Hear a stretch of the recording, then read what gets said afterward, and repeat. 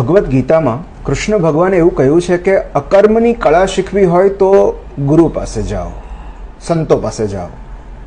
ખુદ ભગવાન પણ બધું નથી શીખવતા, તેઓ પણ ઘણું ખરું ગુરુ પર છોડી દે છે. કારણ કે એમને ખ્યાલ છે કે તેમણે કહેલી ગીતા સમજવા માટે પણ અંતે તો તમારે ગુરુ પાસે જ જવું પડશે. આપણે ઘણીવાર કહેતા હોઈએ છીએ કે ભગવાન બધે નથી પહોંચી શકતા, એટલે તેમણે માનું સર્જન કર્યું. પણ એ વાત એક ગુરુ માટે પણ એટલી જ લાગુ પડે છે. જ્ઞાન માર્ગ સમજાવવા ભગવાન બધે નથી પહોંચી શકતા, એટલે તેમણે ગુરુનું સર્જન કર્યું. એ દરેક ઘટના જે આપણને આધ્યાત્મિક રીતે પરિપક્વ કરતી જાય છે એ ગુરુ છે.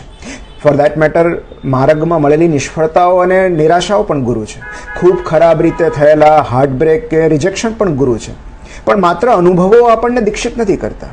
આપણા દરેકના જીવનમાં વિષાદ યોગ આવે જ છે, પણ એ વિષાદથી આત્મજ્ઞાન નથી મળતું. વિષાદમાંથી સાંખ્ય યોગ તરફ જવા માટે કોઈ ગુરુ